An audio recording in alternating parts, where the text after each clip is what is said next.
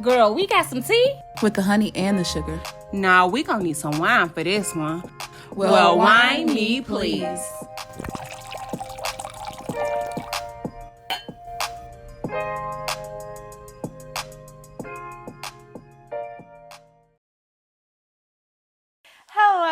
Hello. Welcome back to the Wine Me Please podcast. It's your favorite. It's Shaniqua and it's Candice. As y'all can see, our third party trio is missing today, but it's okay because she's on mommy duties and we gonna still be great and hold down the fort for her. All right. So let's get into it. Our wine of the day. We have I forgot what's the name of the bottle? Thousand Stories. Yes, we got the 1,000 Stories Bourbon barrel. It's a Cabernet Sauvignon. Okay. Each lot begins its journey in a traditional French and American oak wine barrels with finished in signature bourbon barrels. Okay. Our unique barrels aging process gives this wine hints of caramel, dried herbs, and even a touch of smokiness on top of classic Cabernet flavors of dark cherry, blueberry, prunes, and tobacco. Okay. Apparently it pairs best with cast iron ribeye steak with roasted veggies. Okay. And a beef stew. All right. 14.5% alcohol. Oh, we lit. And today we paired it with dark chocolate because, as you guys know, I do the research for just the Cabernet Sauvignons in general, and dark chocolate is one of the things that pops up as pairs well. Who doesn't like chocolate? Dark chocolate is and dark chocolate is healthier for you too. Less sugar. Yes. Okay, let's see. Let's smell it. Smell it, swirl it, sip it. All right, cheers.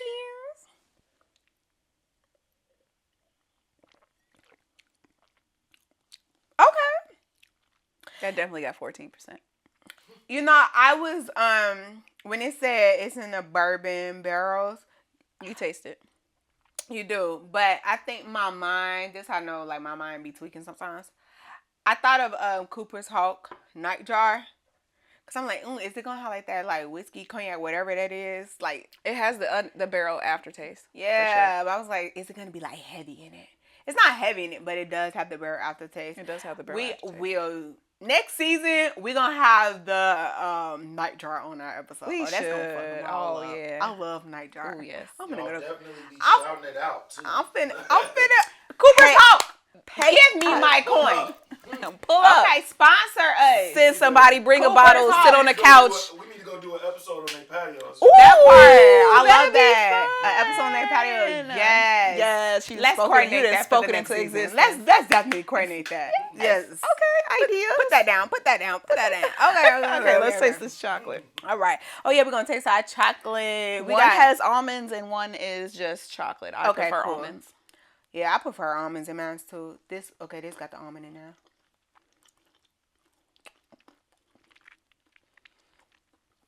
I like it with the almonds in there. Because dark chocolate can be bitter sometimes to me.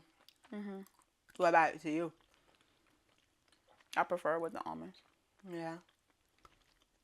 It's not bad. Not bad. I'll eat it. Mm-hmm. I like dark chocolate when it's mint.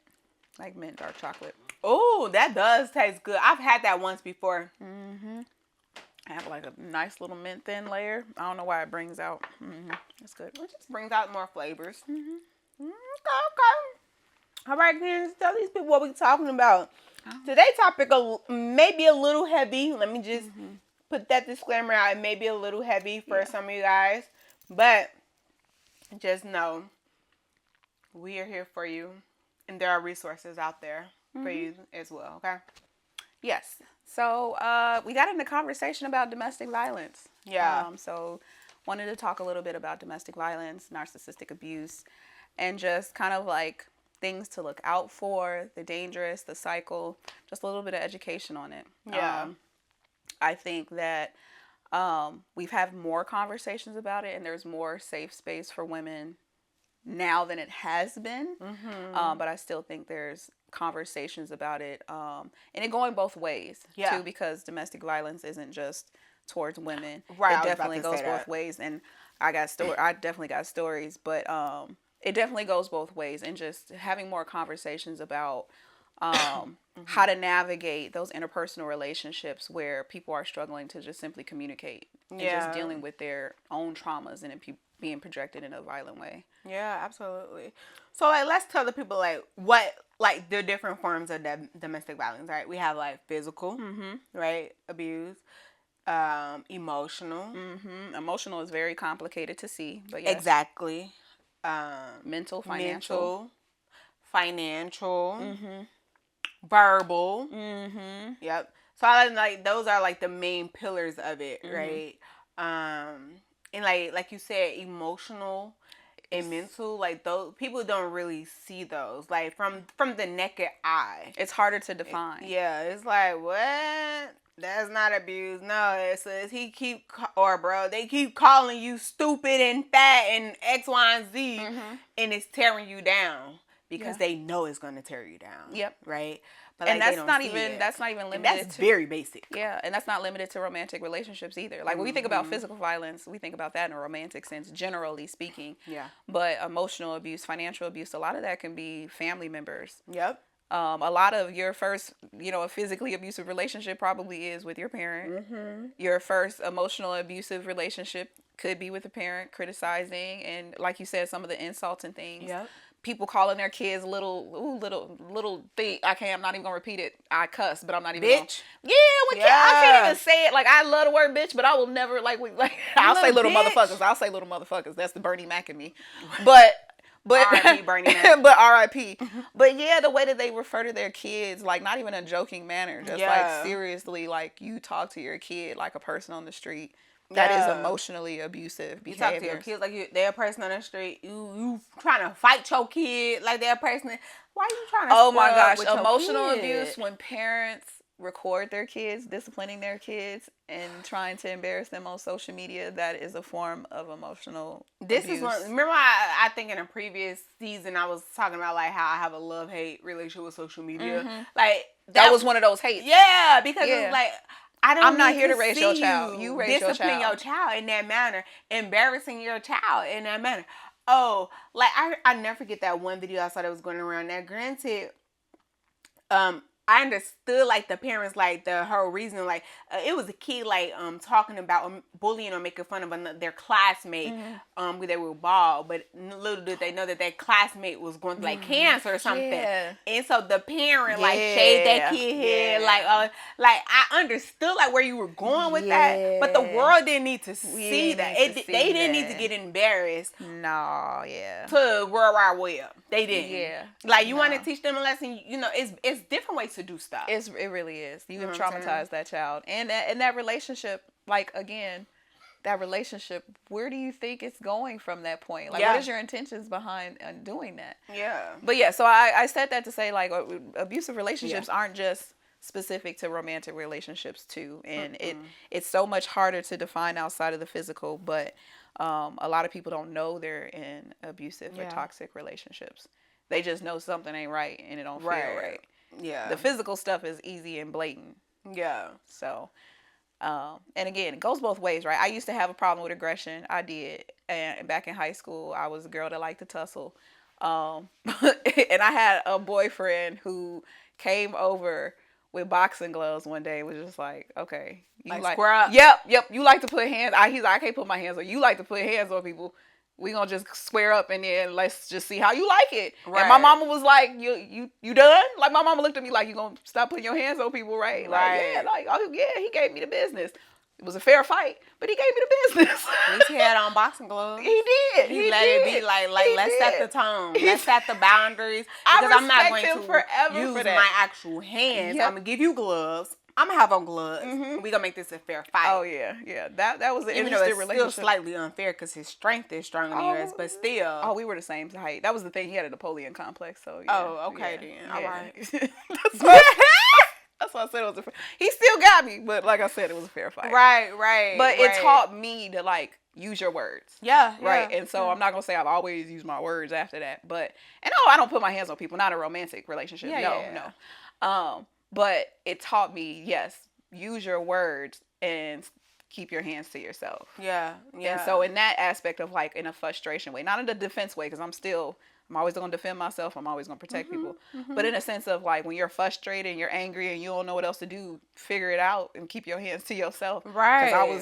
Because I'm mad and I'm going to just react. Right. Absolutely. You can't do that. Absolutely. Like I had a client who's like that, right?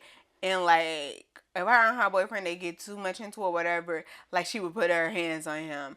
And I'm like, sis, stop. Stop it. Because when I said, because the minute he knock your ass the fuck out, you like, now you're going to be out there. Why he putting his hands on me? Because you kept putting his hands on. Because me personally, I'm a firm believer that if you put your hands on somebody, expect to get hit back. Expect it. I don't care, man, woman, indifferent. Expect to get hit back because no one has to sit there and take the abuse. Exactly. Right? Like, so expect to get hit back. Period. Yep. I used to tell, like, even throughout high school, I used to tell people when they be like fighting with boys or whatever, I was like, if that nigga knock your head clean off, what you gonna, like, what you expecting? Because don't come to me, don't say, oh, she grab me. No. Right. Because you keep putting your hands on this person. Yeah. I'm going to go tell a principal or a teacher or somebody. Like, but all my life, I've always stood very firm on that. No matter who you are, if you put your hands on somebody, that person has the right to defend themselves. Yep. I know people like to say, oh, but a man should just walk away. They only gonna walk away so many times before they feel like, damn, because now I'm getting abused. Because a lot of people don't realize men can be abused as well. Yeah, absolutely. That's why I admittedly said I've been on them wrong. That's why I was like, I've been in them wrong. I can say, Yeah, like, no, stop, keep your hands to yourself. Stop. Yep. Yeah. The emotional part of the abuse looks a little bit more cyclical. And that it's more mental, right? Like playing on people's emotional kind of triggers and isolating them from their family. Yes, and so making when we them feel like they worthless. Yes. So when we talk a lot about like, oh, you know, our grandmothers, whatever, stayed in relationships and da da da da da. One thing that is different is just the financial stability of that generation versus this generation. I still see a lot of women that are stuck in relationships just based on the financial need to be in that relationship, which is still a form of emotional abuse. And they didn't know that they were being groomed in that way. Yeah. Where it was just like, oh yeah, you can just be a stay-at-home mom, or you don't have to work, or you don't have to do X, Y, and Z. Now you have no skills, no work experience, nothing on your resume. And when he treats you like dirt, what do you do with that situation, right? Like now you have kids, now you have a situation going on, and you don't have the freedom to get out. That has happened to plenty of women trying to get out of a violent situation and can't. Just because of the financial abuse. Yeah, absolutely. So. And another thing that people don't realize is that sometimes, you know, that's still abuse.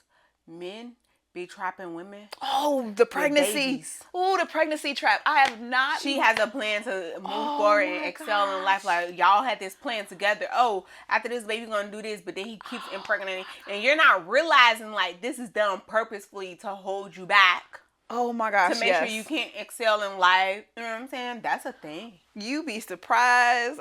Yes. I have friends who have been like, I don't know how I got pregnant. That man do. I just be like, oh no. And then the way that at first I was like, is this intentional? Do men really think like, there are some men that think like that? Yeah, there are some. That if I can get a hold of her in that way, then at least, even if I ain't got her, I got her. Forever. Yep. Like, there are some men that think crazy that way. To me. There's so many different. Make sure you go get your women's health checkup, birth control, Plan B, whatever you need before January 19th. Oh man, we in 2025. Man. It's fine. But yes. We recorded this beforehand, just so you know. But man, yes, go get your reproductive. No, but it's like it's literally one of those things where it's like people don't know all the signs of abuse because it looks different for everybody, right? I remember I had a client and she was new to me, but her and her husband had their couples therapy with somebody else, and so she came to me for individual therapy. And she was like, you know how it is. We asked like, what brings you to therapy, etc., blah blah blah. And when her thing was, I was told by my previous therapist in couples counseling that I was being abusive to my husband verbally and emotionally, and I don't like that. Mm-hmm. I never knew that that was what was happening. Mm-hmm. My tone, the way I was talking to him, the disrespect that was coming out here and there. Yeah. And like when I say, and that's one of my favorite clients. I got a couple of favorite clients, but when I say that lady did the work to make sure that that's not how she was showing up in her marriage, I can't speak for what the hell he doing. Mm-hmm. But when I say she did the work because it was brought to her attention, right? Mm-hmm. Because sometimes people don't know, right? Outside of physical abuse, right? Because we all very clearly know what physical abuse is. Right. But when we talk about those other forms of abuse, sometimes people don't know that the things they're doing fall under those categories. Yeah, absolutely. And until someone else brings it to their attention. And so now it's up to you to say, oh, shit, I want to correct this behavior. Baby, in the course of a couple of months, baby, she was putting in that work. Anytime obstacles was happening, she'll come back. She's like, Shaniqua, this is what I did. I said it this way. How was that good? Like, I'm thinking about saying it this way. And like, we was really working that out, and I am proud of her. Yeah. I can't say her name, of course, because it's HIPAA. Yeah. But like, shout out to my girl. Yeah. Like, cause some people do really want to change when they realize their behavior is a problem. Yeah. You know what I'm saying? You got to bring it to attention. It's hard, like, and that's the thing about when you're on the victim of it and you're trying to bring it to that person's attention. When you notice it's a repetitive conversation, now it's a matter of do they not know or do they know, and it's a survival skill that's working for them right now. Right, and so because I don't necessarily, I'm not going to say the narcissistic abuse isn't a victim themselves, because a lot of them have trauma in their background and things like that as well. But they're not at a point of awareness where they're trying to work on that. And so how do you remove yourself from that situation? It's like, do you see the signs? And the big part of that is we're very habitual creatures. Look at patterns. Yeah. A lot of people get on this hamster wheel of hope. Yeah, that things are going to get better. You go through the cycle of abuse. You have the honeymoon phase. You're getting loved bombed. Things are great. Gifts, dates, blah, blah, blah. One thing goes wrong. This person is explosive. Now you're every name under the book. You're being gaslit. Yep. You're being shut out, shut down. Communication is poor. Speaking of gaslighting, please, y'all, stop using that word wrong. I just wanted to say that. Yeah. I mean, people are overusing narcissism. And here's the reality about narcissism as well. First of all, we are all on a spectrum of personalities. So when people use the terminology, oh, they're narcissistic or they're this, that, the other, understand we all have a spectrum of personality where we would have traits of certain personalities, right? So someone might have a defensive quality doesn't necessarily make them a narcissist, right? And so I think people overgeneralize, but not realizing the nuances of we all have maladaptive defensive coping skills that we've used to communicate and interact with other people. That's a big word for ammo. They don't know what maladaptive means. Poor way to cope. Poor way to cope. So I just want to make sure y'all know what she's saying, because she started speaking therapy terms. You know, I know what they mean, but I know y'all don't all the time. But yeah, so a lot of like our personality is a defense of how we've been treated, how we've grown up, our childhood.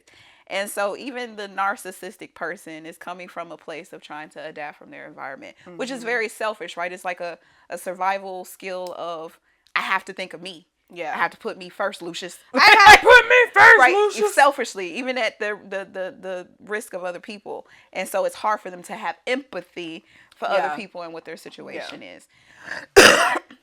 And so the cycle, it looks like the honeymoon, the tension, the explosion, things calming down, and then you feel like there's going to be hope that it's going to get better. Yeah. And because and a lot of it, like I said, a narcissist having trauma in their background, a lot of it you trying to have empathy for their situation where you want to give them grace. Yeah. You want to give them a chance. Yeah. Or they're trying to work on it a little bit, you know what I mean? A little breadcrumbs here and there that they're working on it. And so that part is a little bit harder to navigate because it's more of an emotional piece to it. Yeah. Ooh, you spoke a word, sis. Oh, I'm sorry. I can say more. Sorry, what you apologizing? Let me tell y'all, Candace got this thing where she's always apologizing, And I be in a text message like, girl, what are you saying sorry for? I be going. Okay. I be going. So she texted me the other day, and I didn't respond to that one by her head. Saw something else, but I sprang in my head. It's a trauma response.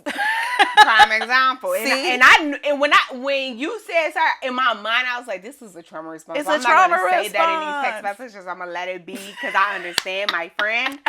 But I'm like, girl. I be responding in my head, and I be trying to remember it. This is the whole because I be mindful very mindful of how I communicate, and so when I read back something, I be like, I don't like the tone of that. Like if I was, and it don't even be a tone sometimes. But I understood it though. Yeah. But I understood it when I went back and read your message after I saw that. Yeah, I was like, I see why she thought that, but it really wasn't. I was literally just watching TV. I be thinking about it. I be like, no, because again. Trauma response is being mindful of other people's reactions, being hypervigilant to other people's response, overthinking, being overcritical. And again, when narcissistic people attach, because avoid, now we go into attachment stuff. Great, fine, way to bring it back. Full circle. But when narcissists see like anxious attachment type of people and latch onto that, that's a quality that they actually adore, right? Like you constantly needing that reassurance, you needing to be kind of given direction or told or like, oh yeah, no, you're thinking properly, fine, this is fine, right? So it's kind of like a gravitational pull almost. I can see that. But it's you reliving again your trauma, trying to rework it, and that's what we do as humans. We try to reenact our experiences and try to improve it in some way in a subconscious level. Yeah. Like, okay, I didn't stand up for myself as a kid, but I'm gonna try this time. But but am I? Right. Am I really? Am I really? Right. So we kind of put ourselves in situations to kind of reenact our childhood to try to kind of improve. Damn. No, because like I heard you, but as I was like really processing that, it's like damn, because like I can think of instances in my life where I've done that subconsciously, right? Because we don't know, you don't always know until after the fact, right? Yeah, and it's not until someone points it out, right? And you're like, damn, that's what that was. And it's crazy because I literally had a session with a client the other day, and I had to point something like that out, and they were like, "Damn, that's what that is." And I was like, "Yep, that's what that is." Yeah. and you could see like the aha moment and like well, now what do I do with this information or deal? Because now it's a whole nother type of process, and we need to. Oh yeah. Like I've had domestic violence survivors. After the fact, will sit there as they're telling the narrative and they hear it themselves. They're like, how the hell did I fall for this? Yeah. They were like, look at all of this and I just fell for it. And it's like, sweetheart, when you like this, you can't see it up close. Yeah. It took this time to take a step back. What TLC said? Love is blind. Is that what TLC? Who was that? That was Eve. That was Eve. It'll take that was Eve. That was Eve. Yeah. Because you're too close to the situation. Yeah, that was Eve. That was Eve. What's that song? TLC got a song that I felt like that goes something along those lines too. No, I don't know. Whatever. They probably do, but that one was Eve. Oh, whatever. Yeah. You know, I remember the video. I'm thinking about "Don't Go Chasing Waterfall." That's what I'm thinking about. Anyways, whatever. But yeah, I was thinking about "Love Is Blind," but I don't know why. Whatever. Yeah. Yes. So it's. I hate to say that sometimes we do know the signs. Like we be knowing the red flags. We be knowing the signs a lot of the time. It's just we don't have the foresight. Yeah, to see it play out. And then it's the other thing of like you're questioning yourself. Like, is this really what I'm seeing, or am I tweaking? Am I making stuff up in my head? Am I exaggerating? Am I it's like okay? I know that. You know, you got to compromise on certain things, but okay, maybe this is what I'm supposed to compromise on, or no, it's not, right? It'd be so many thoughts running through your head, and based on what you've experienced throughout life, it makes it worse, or what you haven't experienced, right? Or what your family, I'm saying family because I don't want to just leave it to your parents because I don't know, you know, maybe your parents didn't raise you, right? But the lack of teaching that's there, right? To teach you, hey, this isn't good. Or, you know, don't fall for this. Or this isn't how somebody should be treating you, man or woman, right? Yeah. or all those things. Like if you missed out on that, you don't know what that looks like. Yeah. Until you're in it, and then someone has to tell you That's not safe. that's not safe. Right? That's just like a kid growing up seeing abuse in their household. So they think that that's how relationships should be. Either 9 times, not gonna say 9 times out of 10, but statistically, you're either gonna become the victim or perpetrator. That part, you're one or the other. Mm-hmm. And it's like, and it's not until like I literally had to tell someone that I knew, like, you and your significant other need to stop fighting. Y'all need to either decide to separate or fix y'all fucking problems. Yeah. And seriously, so that y'all can stop doing that. I said, because you have kids. And I never forget, I told them, this was years ago, and I told them dead to their face, I said, either your child is going to be an abuser or your child's going to think it's okay to be abused. Mm-hmm. If you keep going down this route, you got to decide. You don't even get to decide because they gonna You really choose. don't, because they get to choose. Right, exactly. They gonna choose which way to go. Which way they gonna go. They still learning from you though. That part. So you got to decide what you're gonna do. Yeah. Fix your fucking problems, or stop being with that person. And the thing about that too is, as a child growing up around abuse or being abused, and these are loved ones, mm-hmm. it makes it that much harder to discern people that care about you in your life growing up. That part. Because they think it's this is love normal. At that point. Yes, you think it's regular. It's like, I saw my daddy knocking my mama head through the washing machine. And they stayed together for 20 years. So that's love, baby. That's abuse. Right. And so you have no discernment of what like a healthy relationship looks like. Yeah. Especially if no one else stepped up to tell you, like, on the sidelines, like, hey, that's not okay. Mm-hmm. That's not acceptable. Don't ever let nobody do that to you. Yes. Being silenced, being isolated are huge signs. Yeah. If you can't, if you start feeling shame about telling people or talking to people about your situation, not everybody needs to be in your business, but when it comes to violence, when it comes to abuse, and you feel like I can't tell anybody because you want to save this person's face, that's when it starts to begin. Yeah. You are no longer protecting yourself. Mm-hmm. And they feel emboldened and empowered, to be honest. Yeah. Man, it's tough. It is. Like, if you're in an abusive relationship, like, you have to find your out.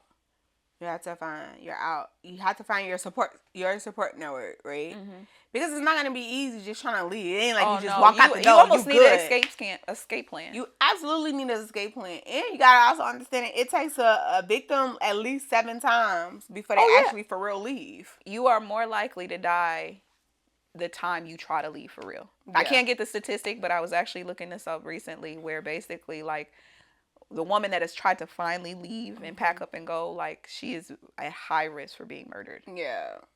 Yeah. And that's scary. That is scary. That is scary. That's why, like, at the first sign of abuse, you want to do your best to acknowledge it and get out. And get out. Absolutely. The first sign.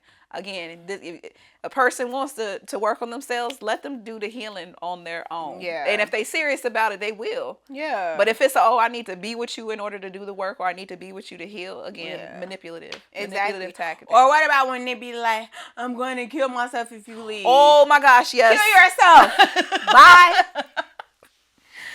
Yes, that. I know that was harsh. I'm sorry. No, but that is like, yes. Because 9 times out of, I ain't gonna say 9 times out of 10. I have had that happen. They ain't going for real good at stuff. Not it's at all. A manipulation tactic. Not at all. If they ain't never been suicidal before, they ain't just wake up today. They ain't gonna do it for you. And I was gonna say, don't think you that special. Just really don't. Just really don't think you that damn special. I ain't want to say it, but yeah. Like, really. Like, now, you talking about 25 years, divorced, 2 kids, and now you talking about, I gotta pay alimony. He might shoot his brains. But if you talking about this man has been 6 months, a year or 2, and you talking about leaving, that man ain't gonna kill himself over you.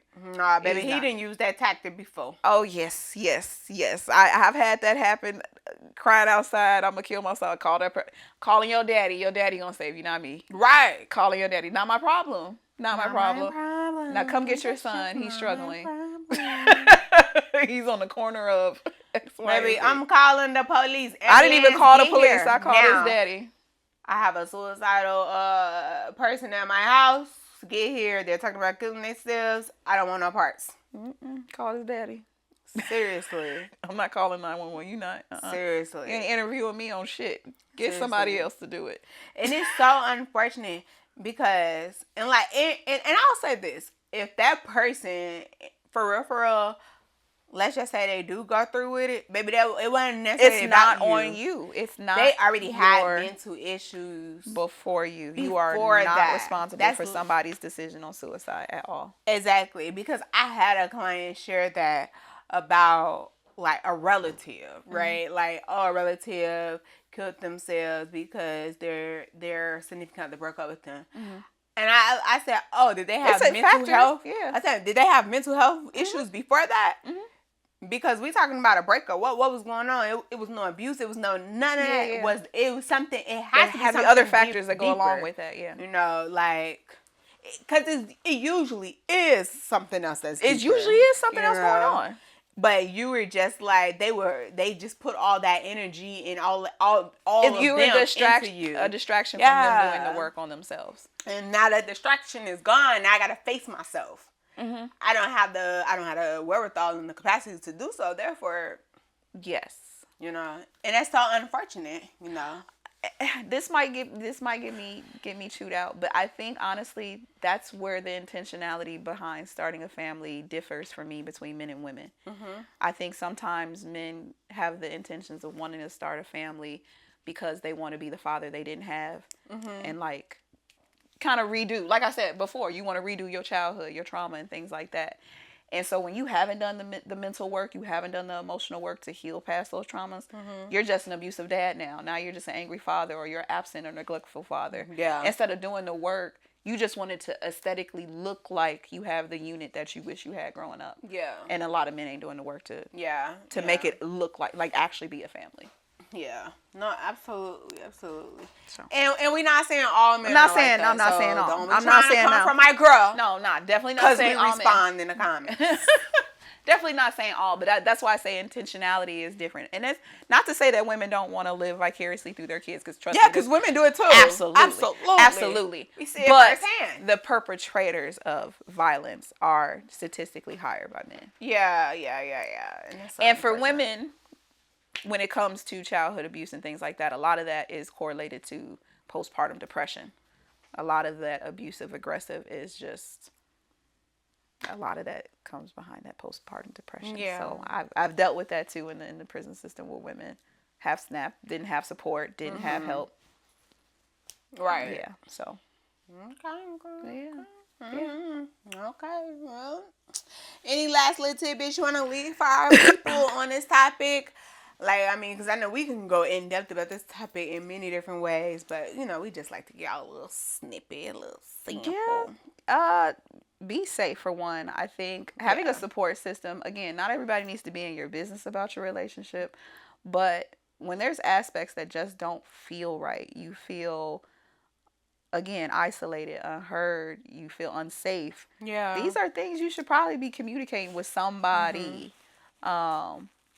And if there's a possibility of getting out, because I know that's not a opportunity for everybody. Again, the financial aspect, especially in this day and age, keeps a lot of people together that shouldn't be. Yeah. But finding a tribe, finding support systems, there's safe houses, there's safe passage, there's domestic violence shelters, there's advocacy groups, there's things in the community. Try to do your research to try to get out that situation if you can. Yeah, absolutely. And don't let your family, he's a good man, Savannah, you to death. If you are unsure, go to therapy. Don't do it. Absolutely go to therapy. If you are unsure, go to therapy. That part. And they can let you know. You know if he ain't a good man. Don't let your... Absolutely. Okay, girl. Okay. Well, as always, y'all know what it is. Follow us on all social media platforms at Why Me Please Podcast. Share it with your family, your community, your people at your job, all that other good stuff, okay? And as always, we're not the podcast for tea, so why me please? Click.